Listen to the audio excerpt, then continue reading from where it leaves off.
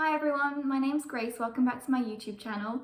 Today I'm going to show you my handbag collection. So as you may have seen my other two videos, they are Mulberry bags. I would say 80% of my collection are Mulberry, so bear with me. I'll start with the Mulberries and I'll finish on the last two designer bags that I own at the end. I will slightly recap over the bags that were in my previous two videos, but I won't go into too much detail purely because there's two videos dedicated to them specifically. So we'll touch over those and go on to the rest. Okay, so to start us off, we'll go with the Mulberry Micro Bayswater zipped in classic grain in the colour Scarlet. So this is one of the bags I've done a dedicated video on, so I'm not going to go into too much detail about what you can fit inside because I'll link in the bio to go to watch that video specifically, where I talk way more in depth about it. But I love this bag, as I've mentioned before. It's a great pop of colour and I think it's a really good transitional piece from summer going into autumn. So that's all I'm really going to say about this one. Like I said, the full video, it'll be in the description box for what we can fit inside. Okay, bag number two is also a recent addition of mine. Lockdown has sent me a little bit crazy, I think, with the bags. Again, this is another one I've done a proper video on exclusively, so I'm just going to touch on it. It's the Micro Seaton in jungle green croc patent leather. Beautiful, beautiful bag. I actually haven't used this bag yet. It makes me really sad to say that it's been tucked away in its dust bag, stuffed, waiting for, I'm going to say about mid-September is when I think it's appropriate to start wearing items of this colour. It's a bit more autumnal winter bag for me, so I'm just holding on to her until I feel like my outfits kind of coordinate a bit more tonally for the autumn vibes. But a fantastic bag, can't wait to use her. So next up we have the Mulberry Harlow satchel in the small classic grain in icy pink. I bought this bag on Boxing Day of December 2019, so last year. Treated myself, went up to Shepton Mallet with a little bit of Christmas money and thought, what can I find? And I love this bag so much. It's just so structured. I think I really love a good structured bag. And the colour is beautiful. It's like an in-between blush, rosewater colour. It's really, really lovely. I don't know if you can see that on camera. And what I really like about this bag is it also comes with a crossbody strap. And the fixtures are really, really cool. They're like a diamondy kind of kite shape with beautiful detailing on them. And they attach to the bag in this really cool, easy way. So if I just attach it now so you can see, so you can wear the bag crossbody if you wish. There are no holes on this strap though, so you are limited to the length that it is. On me, it's a fairly hip grazing height. I'll insert a clip of whereabouts it sits, but I really do love this bag. Disclaimer, I think, is now due. I got all of my bags out ready to film this video and I noticed what I think might be a fault with this bag, which I'm really hoping Mulberry can look at and fix because it's less than a year old and I've used it about 5 times at the absolute maximum. I'll do a little zoom in and tell me what you think, if you think it's a fault or if it's just general wear of the bag. Considering it's had so little use though, I'm thinking it is a fault, but I'll be gutted if they can't replace it because it is a discontinued bag and I believe a discontinued colourway now, so fingers crossed something can be done about that one. Okay, so next up we have my Mulberry Cheyne bag. This is the regular size, it's not the small one. It features silky calf leather and a little bit of snakeskin as well. It's a beautiful bag. It's got double chain which allows you to wear it on your shoulder, or it has the ability to pull through and you wear it as an across the body bag. So really nice and diverse. Fantastic bag. I really, really love this bag. It was actually my first Mulberry bag. Again, purchased from Shepton Mallet. It's the closest store to me, so I always go there just to make sure I'm getting a genuine bag as well, rather than buying online. I know you can get some gems on there, but I've seen so many fantastic fakes that I just don't trust anybody except from a sales associate. So this bag is fantastic. It opens up with the lock like that, and you've got beautiful burgundy oxblood lining, and it's double flapped, so then you have 2 pockets. So, oh, it has stuff in it. Usually I stuff my bag, so this is bad of me. TK Maxx carrier. So now I've taken all of that out, you can see it's quite a large compartment. This is probably one of the largest Mulberry bags I own.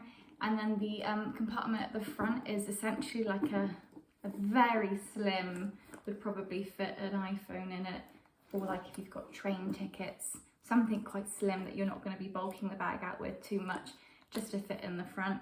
It's quite a heavy bag, this bag, without anything in it, and the chain is of a beautiful heavy quality, although that means when you're going shopping for the day, she does tend to dig in a little bit and get heavy after a few hours.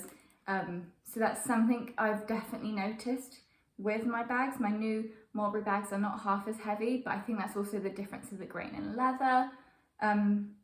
So this is something I would wear maybe a bit more for like a morning out or an afternoon out. Definitely not a 9 till 5 day out walking around lots, because it does tend to really dig in. Only disadvantage, but otherwise fantastic bag. Love her to pieces, will never get rid of her. So my only black Mulberry bag is my Mulberry Tenby. This bag is fantastic again for such a satchel style bag. It's really structured. It's just beautiful classic black bag with quite an interesting clasp function to it as well. So this bag again is fairly roomy. It's got a euro floating around in it. That's sad that we won't be able to spend any of those this summer. Next year. But it's again a really good size. It's got 1 large compartment, and as you can see we have a little compartment there. Again, it's a thin compartment, so you could probably fit your phone, or if you've got like a parking ticket for a car park, you can get that in there and it's safe.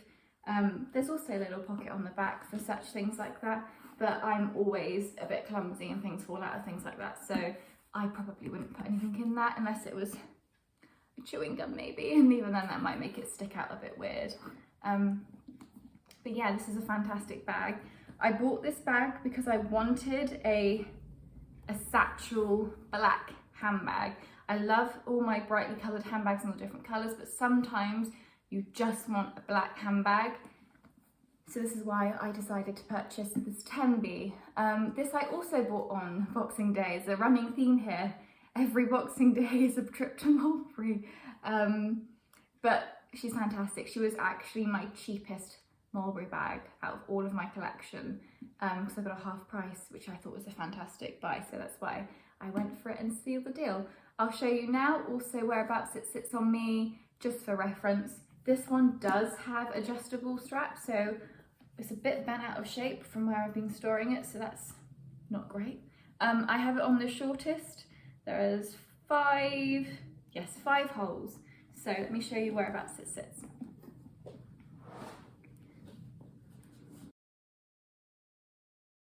Okay, so my last Mulberry item is this small cosmetics pouch. I've included it in this video because I use it as a clutch bag. It's the small classic grain leather, again in the colour dark blush. So it's, I'd say from looking at the new mocha colour, it's a mix between the mocha and slightly like dirty petal kind of colour. Again with the gold hardware and the postman's lock. You can fit, again, quite a lot in here. So it's lined in a beautiful burgundy.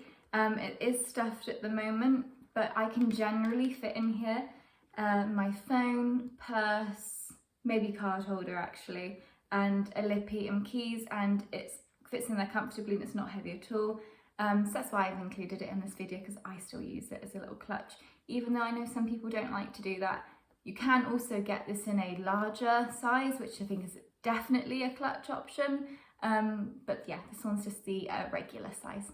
So the last bag that's not Mulberry is a Burberry bag. So this is a beautiful, I think it's a 1983 horsebit satchel. I might have got that wrong. If I have, I'll put in the description the right name. It's the fabric of the Burberry check. within a leather trim in the silver, and it's got a really cool gold thick chain strap as well. So it's, as you can see, it's shoulder length, so it kind of sits around your hip when it's hanging. But I just think it's really cool, really like a punchy piece. It was just a bit interesting, I thought it was a good size as well. So it's got 2 pockets. Again, you've got your large compartment and then a smaller slim compartment. But this slim compartment's nowhere near as slim as the Mulberry one, so you could definitely fit a lot more in that. It's not just for very skinny items to go in. It's also got a zipped compartment at the back. So this is a fantastic bag. It doesn't weigh that much, to be honest. The most weighty thing about it is the chain strap. But I love this. I think for like day trips out to London, just to look a little bit more edgy, she's a great option. She's not as classic as some of my Mulberry bags, which are more classic designs. And then my very last bag is this REJINA PYO name bag in this beautiful red colour. I don't know what the colour is actually called. I think it's just called red on the website, to be honest. Don't think it has a fancy name. This is such a cool bag. I get so many compliments when I use this. It's actually surprising how many people say, I love your bag. It's just really different, really unusual. And it is, it's really cool. You can untie the top and have it as tight or as loose as you want. I think when it originally came, it was done so that it was more or less like about that tight. So you literally just slipped your hand through, and you could hold it like that. I liked the way though that REJINA PYO, the actual creative director and owner of the brand, she has this a bit longer and she holds it in her crux of her arm. So I loosened mine up and have it like that. But it's a fantastic bag. It's got a magnetic closure here, so you can easily get your bits and pieces out and know that no one's going to be sticking their hand in, and it clips together quite nicely. It's a really cool, almost like barrel shape, but it still smells really good. It smells the most like a leather smelling bag that I own, and I think that's a really, really lovely smell. But I love this bag very much. It's very cool, good for just chucking a few essential bits in as well. When you don't want to be walking around with a heavy crossbody bag, this limits you to having just the essentials, but fantastic little number. So that concludes my handbag collection. Thank you so much for watching. If you can like and subscribe, I'd really appreciate it, as it just supports the channel growth. I do have another couple of videos planned coming up, which will be more about clothing. So if that interests you, please make sure to watch out for when the uploads come, as it really means a lot to me. Thank you very much for watching, and I hope you have a lovely day.